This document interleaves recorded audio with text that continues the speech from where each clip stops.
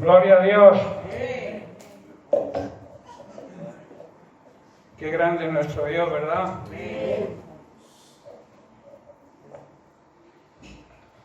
¿Qué tal? ¿Cómo estamos? Bien, gloria a Dios. La gloria de Dios está aquí. La presencia de Dios está aquí. Aleluya. Es un gozo de nuevo estar con vosotros después de la incubación que hemos tenido, pero bueno. La gracia de Dios es eso, el poder que nos capacita para superar cada prueba, ¿no? Son pruebas duras que estamos atravesando, pero somos más que vencedores. En la lucha está la victoria. Si no hubiera problemas, si no hubiera dificultades, sería imposible ser o ver la gloria de Dios y la gracia de Dios en nosotros, ¿no? Es importante entenderlo, porque Dios es grande y Dios nos ama. Hay mucha gente que cree que cuando vamos al Señor, el Señor lo soluciona todo y los cristianos no sufrimos. Pero eso es un evangelio, digamos, aguado, es un evangelio que no es la realidad. La realidad es que vivimos en la época de la gracia, y la gracia significa precisamente eso, el poder que nos capacita para soportar cualquier dificultad. Y también la gracia, el regalo de Jesucristo, ¿no? Que a través de su sacrificio nos trajo la salvación. Y todo aquel que se agarra a eso recibe la otra opción de la gracia, ¿no? Que es ese poder, esa tranquilidad, que aún en medio de la prueba, en medio del sufrimiento, nos hace estar victoriosos, ¿no? Os mando saludos de Marisa, ella gracias a Dios está en casa, está recuperándose, está algo flojita todavía, pero la gloria de Dios se está manifestando en ella también, ¿no? Y tiene una alegría muy grande de volver a estar aquí con nosotros, todos juntos, ¿no? Bien, hermanos, pues vamos a tratar el tema de hoy. Quiero hablar de algunos principios esenciales que la Biblia enseña para que la evangelización, nuestro ministerio, sabéis que nuestro trabajo, nuestro ministerio es la evangelización, ¿no? El transmitir el evangelio a toda criatura, ¿no? Existen esos principios bíblicos y existen cosas que debemos aprender. Todos sabemos, digamos, de alguna manera evangelizar, pero realmente estamos haciéndolo de acuerdo a los parámetros que exige la palabra de Dios. En el libro de Mateo, en el Evangelio de Mateo, podemos ver esos principios. Analizando todo el Evangelio de Mateo, podemos ver cómo el escritor, que no fue otro que el mismo Mateo, el nombre del Evangelio es el nombre del escritor Mateo, un tal Leví, ¿no? Que era recaudador de impuestos. Y vamos a empezar, digamos, en los versículos de la Gran Comisión. En Mateo 28 vamos a leer y vamos a analizar un poco, aunque se ha leído muchísimas veces, no está de más que lo repitamos. En Mateo 18, verso 18 al 20 leemos: y Jesús se acercó, estaban en el monte de Galilea, en un monte de Galilea, donde tuvo lugar la ascensión a los cielos. Dice que Jesús se acercó a sus discípulos y les dijo: toda potestad, que significa toda autoridad, todo derecho legal, me es dada en el cielo y en la tierra. En otras palabras, Dios me ha dado todo el poder para gobernar todo el universo. Por tanto, como consecuencia de esto, id y haced. Si observamos, son verbos que están en imperativo. Es un mandamiento, no es una opción. Id y hacer discípulos es un mandamiento que instituyó Jesucristo el día que ascendió a los cielos después de su resurrección. Entonces no es la opción de la Iglesia evangelizar, no.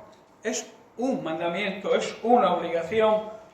Y añade: a todas las naciones, que quiere decir a todas las personas que nos rodean, bautizándolos en el nombre del Padre y del Hijo y del Espíritu Santo. Recordemos que estas son palabras que salen de la boca de Jesús para aquellos que creen en otro tipo de bautismo.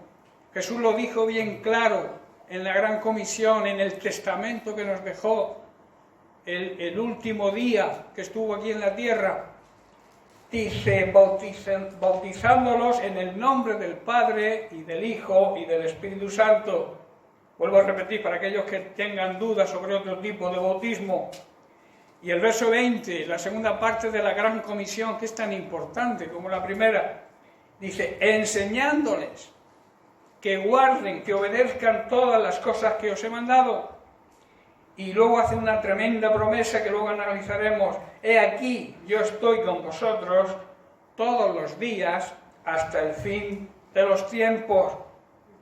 Si analizamos el contexto, vemos que el escritor de este evangelio fue Mateo, junto a Leví, como he dicho, y el estilo del libro es exactamente lo que se podía esperar de quién era Leví, quién era Mateo, que era un recaudador de impuestos. El libro, el evangelio de Mateo, es muy ordenado, es muy conciso y muy concreto.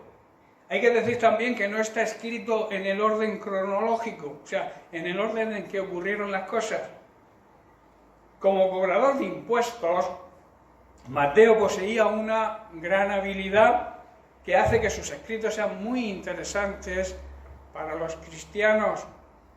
Los recaudadores de impuestos, digamos, de alguna manera eran personas con cierta cultura, eran personas cultas y muy capaces de escribir en algún tipo, digamos, de como hoy en día la taquigrafía. No sabemos si existía la taquigrafía entonces, pero eran muy capaces de escribir palabra por palabra lo que oían a otras personas.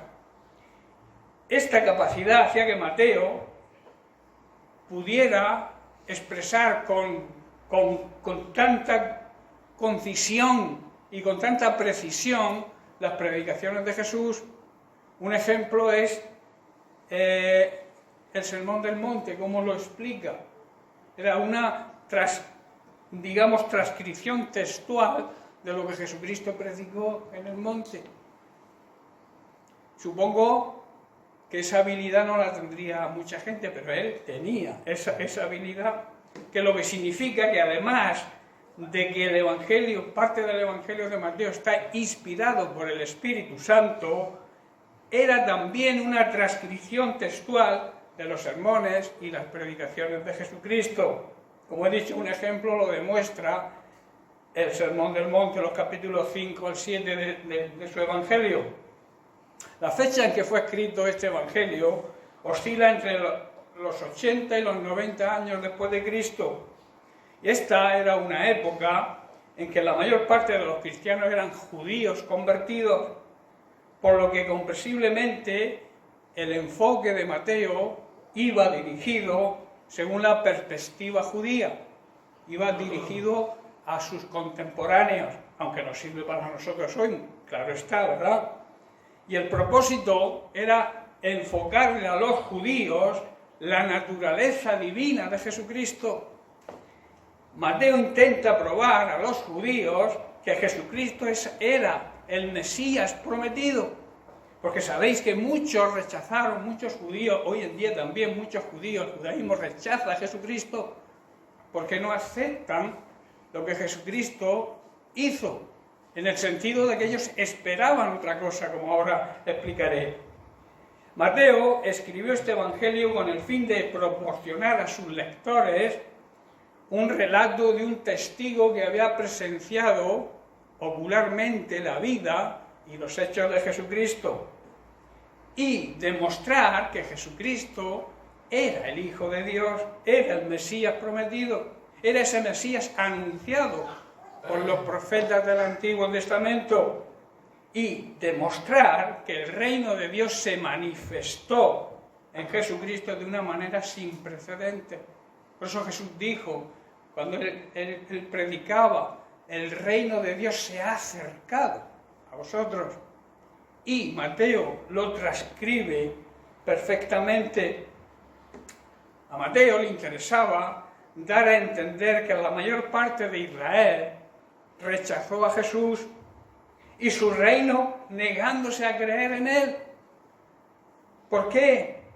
Porque ellos esperaban un líder político, Ellos esperaban un líder armado que les libertara de la opresión romana. Eso era lo que ellos esperaban. Pero vino con otras armas, unas armas muy diferentes a los que los judíos esperaban, e incluso porque muchos judíos todavía siguen esperando al Mesías, porque esperan ese libertador.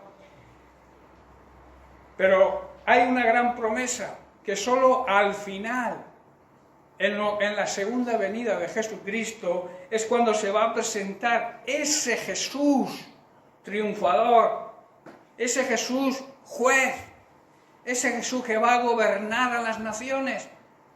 Pero eso será en el futuro, en su segunda venida. La primera venida, lo que él vino es a traer la reconciliación del hombre con Dios. Y esa reconciliación no podía hacerse por medio de las armas, ¿verdad? Sino a través de una arma poderosísima, que es el amor. Mateo describe, si analizamos desde el capítulo 1, describe el detalle del linaje, o sea, de la descendencia de Jesús desde David hasta el final, y lo hace en un lenguaje en el que los judíos debían sentirse, digamos, cómodos, por decir alguna palabra, porque ellos conocían la ley y las profecías y los profetas. El amor, hermanos, y la preocupación de Mateo por su pueblo es evidente a través de su meticulosa manera de contar la historia de Jesús, la historia del Evangelio. Por eso el Evangelio de Mateo está, digamos que es el primero del Nuevo Testamento, el primer libro, es un libro que trata las enseñanzas básicas y centrales del cristianismo. Mateo es especialmente útil para entender por qué la vida de Cristo fue el cumplimiento de todas las profecías del Antiguo Testamento. Si analizamos el libro de Mateo, estudiamos y meditamos profundamente en él, vemos cómo en él, en Jesucristo, se cumple todo lo que los profetas habían anunciado sobre él. Amén. Por eso la audiencia a la que va dirigida el Evangelio de Mateo era a sus compatriotas, los judíos, porque sabemos que muchos de ellos, los fariseos, sobre todo los saduceos, tercamente rehusaron aceptar a Jesús como su Mesías y como el Mesías Salvador. A pesar de que ellos habían leído a través de los siglos, habían estudiado el Antiguo Testamento, habían visto todas las profecías hechas sobre Jesús, pero no, sus ojos estaban como con un velo, no se daban cuenta que en Jesucristo se estaban cumpliendo todas las profecías sobre el Mesías. Había un velo que les cubría. Tenían quizás vista física, pero no tenían visión espiritual. ¿Qué es lo que ocurre hoy con muchos religiosos? Con muchos que siguen religiones, que tienen la misma palabra, porque la palabra es la misma para todo, la palabra de Dios es una, pero unos la leen y la interpretan de una manera que no es la correcta.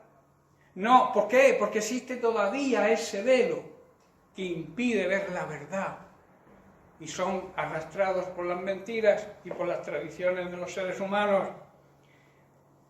Por eso he dicho que a pesar de los siglos que ellos habían estudiado la ley, los escribas eran expertos, eran los doctores, eran los licenciados, digamos, que se puede llamar ahora, de la ley, conocían la ley de pe a pa, con todos sus detalles, pero no se daban cuenta de que al venir Jesucristo se cumplía todo lo que había sido profetizado en el Antiguo Testamento.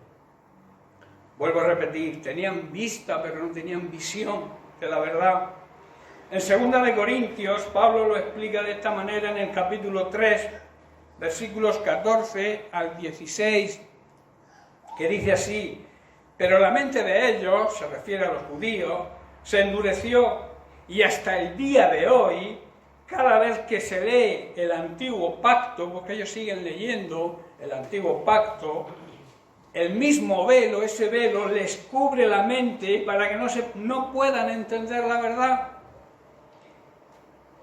Y este velo, escuchad bien lo que dice aquí Pablo, y este velo puede quitarse solamente cuando se cree en Jesucristo, cuando se cree de verdad en Jesucristo, cuando se cree y se obedece de verdad a la palabra de Dios, es cuando ese velo desaparece. Si no, seguiremos siendo religiosos, ese velo estará ahí siempre, no nos daremos cuenta de la verdad y andaremos en la mentira. Verso 15, dice, efectivamente, incluso hoy en día, cuando leen, se refiere otra vez a los judíos, cuando leen los escritos de Moisés, tienen el corazón cubierto con ese velo y no comprenden, porque todavía no han aceptado a Jesucristo, y como no han aceptado a Jesucristo, es imposible que ese velo caiga. Ese es el mismo velo que tienen las religiones hoy en día, que igual conocen la palabra de Dios porque la tienen, pero al no creer, al no aceptar a Jesucristo como el único y suficiente Salvador, no hay otro camino. Él dijo, yo soy el camino, yo soy el camino a la salvación, no hay otro camino, lo dijo Él. Cuando el ser humano entienda y crea ese principio, es cuando el velo caerá. Y entonces se darán cuenta y entenderán la verdad, y no andarán en la mentira, y no andarán en las tradiciones, negando a Jesucristo. Por eso hoy digo, ocurre lo mismo. Cuando los religiosos leen la palabra, existe ese mismo velo que existe en los judíos, que no será quitado hasta que obedezcan, hasta que acepten a Jesucristo como el Salvador, el Mesías Salvador. Y luego vemos en el verso 16 una gran promesa. Dice, pero cuando alguien se vuelve, o sea, se convierte de verdad, no es estar convencido de algo. Hermano, el convencimiento viene de la naturaleza humana, pero la conversión, el convertirse, viene del Espíritu Santo. Cuando realmente dice, cuando alguien se convierte, se vuelve de verdad al Señor, el velo es quitado. En otra traducción dice, ese velo se va quitando y se empieza a ver la luz, se empieza a tener visión. No solamente ver, sino tener visión, ver con los ojos espirituales. Convertir, hermanos, es obra del Espíritu Santo, y convertir significa hacer que alguien o algo se transforme en algo distinto de lo que era. Por eso nosotros como convertidos no somos igual que éramos antes, y si lo somos tenemos un problema serio, es que no hemos sido renacidos. Estamos quizá convencidos de que existe un Dios que nos ama, pero no estamos realmente convertidos, no hay una transformación interior en nosotros. Y entonces existe el problema de caer en la religiosidad. Hermanos, las religiones no salvan a nadie. Las religiones son, digamos, el camino que el hombre crea para acercarse a Dios, pero la salvación viene del cielo. O sea, quien hace o crea ese plan de salvación es Dios, no el hombre. Por eso las religiones no le agradan a Dios. Lo que le agrada a Dios es una comunión, una relación de intimidad con Él, para llegar a conocer la verdad y para que Él nos muestre cómo actuar en cada momento y en cada circunstancia. Ellos, los judíos, querían y esperaban un Mesías libertador, armado hasta los dientes, y que los libertara de la opresión romana, como he dicho antes, bajo sus términos. Ellos querían un Mesías bajo sus términos, bajo sus propios deseos, y que ese Mesías, ese Salvador, ese Libertador, hiciera de acuerdo a sus propósitos. O sea, ellos querían, como digamos, un Dios a su servicio. Pero el Evangelio es todo lo contrario. El Evangelio es servir nosotros a un Dios que todo lo puede, para que cambie nuestras vidas y recibamos la gracia, como he dicho antes, para soportar cualquier situación difícil. Por eso no podían entender, y hoy siguen sin entender, porque siguen sin aceptar a Jesucristo, que el arma, no entendían que el arma utilizada por Jesús fuese el amor, y el amor incluso a los enemigos. En Mateo, en el mismo Evangelio de Mateo, en el capítulo 5, los versos 43 y 44, Jesús dijo en el sermón precisamente del monte: oísteis que fue dicho, amarás a tu prójimo y aborrecerás a tu enemigo. Dice, pero yo os digo, Jesucristo hablando, amad, ¿a quién? A vuestros enemigos, bendecid a aquellos que os maldicen. En otras palabras, devolver bien por mal, hacer bien a los que os aborrecen, hacer bien y orar por aquellos que os ultrajan y os persiguen. Claro, ellos no podían entender este Evangelio, ellos no podían entender las armas que Jesús aconsejaba que deberíamos utilizar para vencer el mal, que no es otro que el bien. Por eso dice que la ley decía, amarás a tu prójimo, pero aborrecerás, odiarás, dice otra traducción, a tu enemigo. Eso es lo que la ley decía. Pero Jesucristo vino a cambiar la ley, que se llamaba la ley del talión, el ojo por ojo y el diente por diente, por la ley del amor, y del amor verdadero, el amor que no es egoísta, el amor que todo lo sufre, que todo lo padece, que todo lo cree. Ese es el amor de Dios, el amor ágape, y es el arma que necesita hoy en día la Iglesia para poder vencer las obras del enemigo. Hoy en día hay muchas cosas que están anunciadas también por los profetas. Se están cumpliendo muchísimas profecías.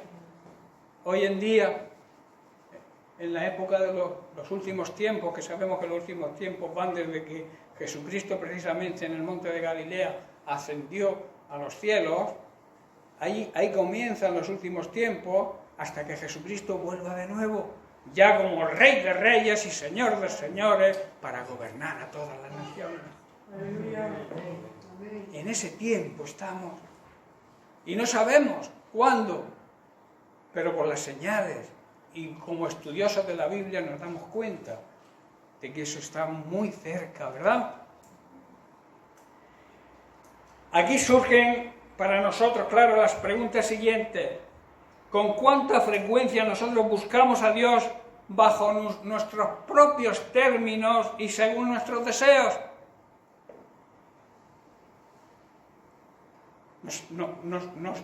¿Llegamos a entender lo que significa esta pregunta? ¿Estamos nosotros también buscando un Dios que resuelva nuestros problemas y que haga lo que nosotros queremos que haga? Si es así, estamos cayendo en el mismo error que ellos, que los fariseos y que los saduceos y que los religiosos de la época de Jesús. No les rechazamos, hermanos, escuchad bien, no les rechazamos al atribuirles solo aquellos atributos que encontramos aceptables y aquellos que nos hacen sentir bien, como por ejemplo el amor, su misericordia y sobre todo su gracia. Mientras que rechazamos, porque no nos gustan, su enojo contra el pecado, la justicia, que es recibir cada uno lo que merece, y la ira santa de Dios. ¿Sabéis cuál es la ira santa de Dios? La ira santa de Dios es digamos, ese enojo que Dios coge cuando da la solución a la vida del pecador a través de Jesucristo y el pecador lo rechaza. Esa es la ira santa de Dios. Dios sigue amando al pecador, sigue amando a su creación, pero siente ese enojo de ver que la solución que baja del cielo, porque es obra de Él, el hombre la rechaza. Ese es el pecado del mundo, hermano. El pecado que existe en el mundo no es otro que rechazar a Jesucristo. Y claro, al rechazar a Jesucristo, entramos en el libertinaje. Y cada uno hace lo que le apetece, según sus deseos carnales, que son siempre pecaminosos. En el Salmo 85, los versos 10 al 11, recordemos que este salmo fue escrito por los hijos de Coré, dice: el amor inagotable y la verdad se encontraron. El amor siempre va unido a la verdad. El amor nunca va a ir unido a una mentira. Por eso Jesucristo es la verdad y Jesucristo es el amor de Dios demostrado hacia nosotros. Aleluya. El amor, por tanto, y la verdad se encontraron. Pero luego añade la justicia. Dar a cada uno lo que merece según sus obras. La justicia y la paz se besaron. La justicia con la paz tienen intimidad. La justicia nos hace recibir la paz de Dios. Aunque nos perjudique, porque recibir la justicia de Dios cuando hacemos algo mal es disciplina. Y la disciplina es un atributo de un buen padre. La disciplina, el padre que disciplina a un hijo no es un mal padre, es un buen padre. Por eso dice que la justicia y la paz se besaron. Y el verso 11, la verdad brota desde la tierra y la justicia sonríe desde los cielos. Qué tremendas palabras, ¿eh? Esto, el salmista, los hijos de Coré, aquí están haciendo mención a unos versículos de Isaías. Isaías 45, verso 8 dice: ábranse, oh cielos, y derramen su justicia. La justicia es importante, hermanos. Todo pecado es una injusticia, y toda injusticia es pecado. No darle a Dios lo que merece es una injusticia y es un pecado. No honrar a Dios, no respetar a Dios es un pecado, es una injusticia. Pero lo mismo ocurre cuando no honramos y no respetamos al cuerpo de Cristo, nuestros hermanos, y al mundo que nos rodea también. Dice: ábranse, oh cielos, y derramen su justicia, que la tierra se abra de par en par, para que broten juntas, ¿qué? La salvación, Jesucristo, la verdad, y la justicia. No podemos separar la verdad de la justicia. Mucha gente acepta y le gusta el amor de Dios, pero no le gusta la justicia. La Biblia dice que Dios es un Dios amoroso, que su amor es inagotable, que es amor, pero que no tendrá al culpable por inocente. Eso es justicia. Y el amor y la justicia van unidos, hermanos. Van de la mano. Si hay amor, debe haber justicia. Si hay justicia es porque Dios nos ama. Y también el verso 61 de Isaías, el capítulo 61, verso 11, dice: el Señor soberano mostrará su justicia a todas las naciones del mundo. Todos lo alabarán. Su justicia será como un huerto a comienzos de primavera. Ahora estamos casi ya comenzando el tema de la primavera. Por aquí, por Murcia, es un gozo ya pasar por medio de los almendros, de todos estos campos llenos de flores. Es una maravilla ver la creación. El otro día compartía algo sobre que la gente se pone loca por ahí por comprar cuadros, por coleccionar cosas. y no se da cuenta que simplemente abriendo la ventana en un amanecer o en un atardecer vemos las mejores pinturas, esa gama de colores, ese aroma cuando llueve. Y a veces no apreciamos las maravillas de la creación y están ahí para que disfrutemos de ellas. Por eso dice que mostrará su justicia a todas las naciones del mundo. Todos lo alabarán. Su justicia, como he dicho, será como un huerto en comienzo de primavera. Salid al campo en esta fecha y veréis los almendros floreciendo, las flores, la hierba fresca. Es una maravilla ver el resurgir de la naturaleza en primavera. Dice, cuando brotan las plantas por todas partes. Aquí se está hablando de la ley de la siembra. ¿Por qué nacen esos árboles tan preciosos? Porque han sido sembrados antes, ¿verdad? Si nosotros queremos ver esas maravillas espirituales en nuestra vida, tenemos que sembrar. Si siembras amor, cosechas amor, pero también cosechas la justicia de Dios, porque Dios es justo, es un juez justo. No es un juez que prevarica, es un juez que aplica la justicia, y la justicia divina, que es recibir lo que se merece cada uno. Por tanto, hermanos, la verdad, el amor, la justicia y la paz siempre van de la mano. No podemos separarlas. Son la base, digamos, el estrado, la base del trono de Dios. No debemos cometer, por tanto, el mismo error de los fariseos, creando un Dios a nuestra imagen, creando un Dios a nuestra medida, y luego esperar que Él viva de acuerdo a nuestros, digamos, estándares cotidianos y que nos permita hacer lo que deseamos. No caigamos en ese error que cayeron los fariseos, que cayeron los judíos y que todavía siguen algunos en ese error. No esperemos un Dios a nuestra medida. Las medidas, los estándares de Dios los pone Él. Y como he dicho, la base de su trono es el amor, la verdad, la justicia y la paz. Si creamos ese Dios, sería como un ídolo a nuestro servicio. Cambiamos los términos. Nosotros debemos estar al servicio de Dios, servirle a Dios por lo que Él hizo y sigue haciendo cada día en nuestras vidas. Nosotros debemos ser agradecidos, todo hombre debe ser agradecido. Hay un refrán que dice, de bien nacido es ser agradecido, ¿no?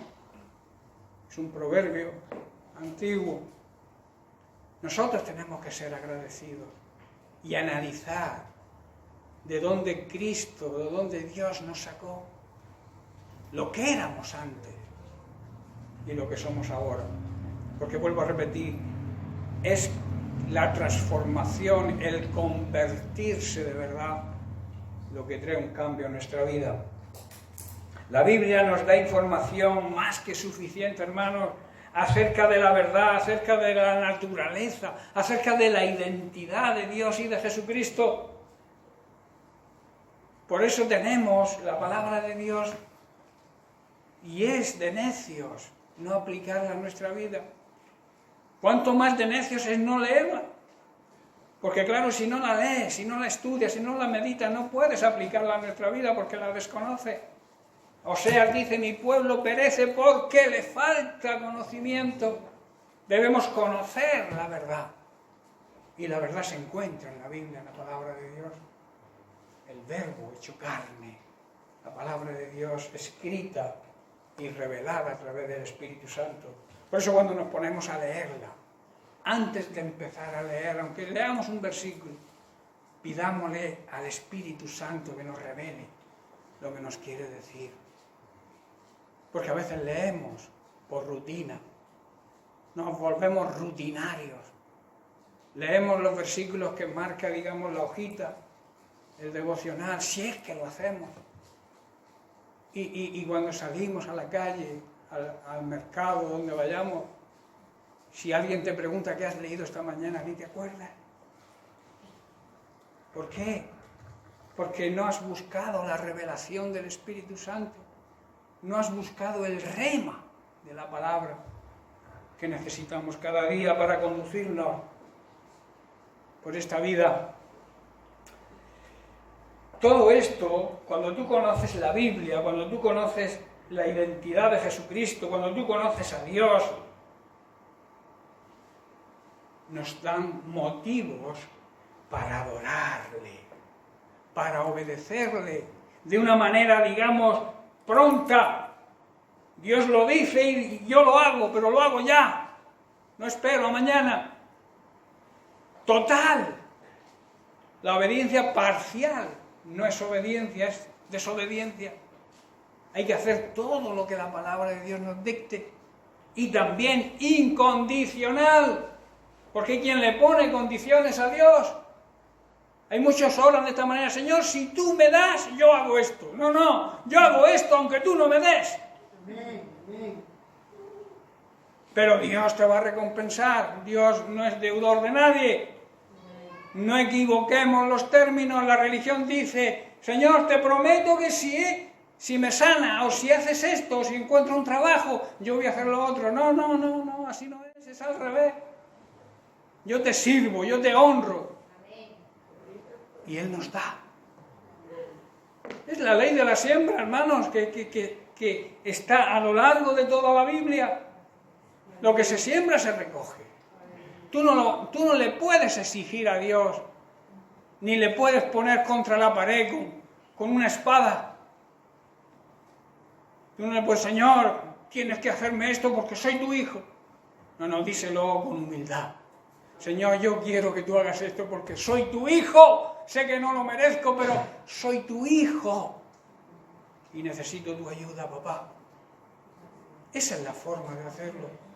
Cuando lo hacemos de una forma, digamos, egoísta o de una forma orgullosa, ¿pero quién te crees que eres? Ante Dios no somos nada. Contra Dios menos todavía. Si somos algo es cuando estamos con Dios y del lado de Dios. Estoy terminando. Por eso, si analizamos el contexto histórico, cultural de aquella época, Jesucristo, cuando les encomienda a sus discípulos la gran comisión, alude a la visión del profeta Daniel, que está en Daniel 7, los versículos 13 y 14, al expresar su autoridad delegada por el Padre en el cielo y en la tierra. Mirad qué dice el verso 13. Dice: mientras continuó mi visión esa noche, dice, vi a alguien parecido a un hijo del hombre, está hablando de Jesucristo, descender con las nubes del cielo. Se acercó el anciano y lo llevaron ante su presencia. Y el verso 14 dice: se le dio autoridad, se le dio honra, se le dio soberanía sobre todas las naciones del mundo. Ahí está hablando de Jesucristo proféticamente, para que lo obedecieran los de toda raza, nación y lengua. Su gobierno, escuchad bien, el gobierno de Jesucristo es eterno. La eternidad no tiene principio ni tiene fin. Los gobiernos humanos duran lo que duran, 4 años, 8 años, 12 años, pero el gobierno de Jesucristo es eterno, hermanos. No tendrá fin. Nadie va a quitar a Jesús del trono de su gobierno. Querrán quitarlo, pero no podrán, porque su palabra es verdad y su palabra es la realidad. Y debemos entender, y nosotros como iglesia, creerlo de verdad y proclamarlo. Jamás, tampoco jamás será destruido. Los gobiernos de las naciones terrenales, muchos son destruidos. Hay golpes de Estado que que quitan a jefes y ponen otros, a gobernantes y ponen otros. Pero el gobierno de Cristo, hermano, vuelvo a repetir, es eterno, no tiene fin, jamás será destruido. En este contexto cultural de la época, hacer discípulos era la clase de cosas que los rabinos, los maestros de Israel, hacían para sí mismos.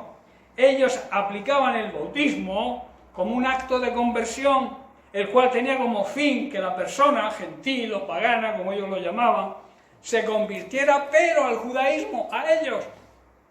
Era una forma de iniciar a las personas en su nueva fe. Luego los educaban en los mandamientos divinos. De ahí el enfoque que Jesús hace en la Gran Comisión en su segunda parte, que dijimos que era tan importante como la primera, enseñándoles que guarden, que obedezcan los mandamientos que yo os he mandado. Termino con lo que hacían los judíos, porque seguiremos la semana que viene. Dice que muchos judíos salían de Palestina para hacer convertidos, pero convertidos a ellos, los que se llaman prosélitos, seguidores suyos, de entre las naciones paganas y gentiles. Pero solamente unos pocos convertidos llegaban a estudiar con ellos, con los rabinos. Prosélito, voy a explicar lo que significa la palabra prosélito. El término prosélito, de ahí viene el proselitismo, comenzó a aplicarse a una persona de otra religión y raza que había adoptado la moral y la fe de los judíos con las cargas y las exigencias de la ley. Por eso Jesús les advierte, y termino con esto, y les reprocha este tipo de proselitismo, cuyo fin era hacer adeptos suyos, seguidores suyos, incluso obligándoles a ser más fanáticos que ellos mismos. Leemos en Mateo 23:15, Jesús aquí acusa a escribas y fariseos. ¡Ay de vosotros! ¿Qué quiere decir? Os va a ir fatal. ¡Qué mal os va a ir! Escribas y fariseos, hipócritas, falsos, porque recorren mar y tierra para hacer un prosélito, y una vez hecho, le hacéis 2 veces más hijo del infierno que vosotros mismos. ¿Os dais cuenta? El enfoque, la idea de hacer de los gentiles discípulos completos, seguidores de Cristo, y que aprendieran de Él y le sirvieran, va más allá de esta tradición judía. Porque el Evangelio es universal. El Evangelio tiene una universalidad total. Alcanza a todo tipo de personas, de raza, de color, de nación. Porque para Dios no hay acepción de personas. Así que lo vamos a dejar por hoy en esto. Seguiremos la semana que viene estudiando y siguiendo los principios básicos necesarios para que la evangelización que debemos hacer sea efectiva. Que Dios les bendiga. Amén.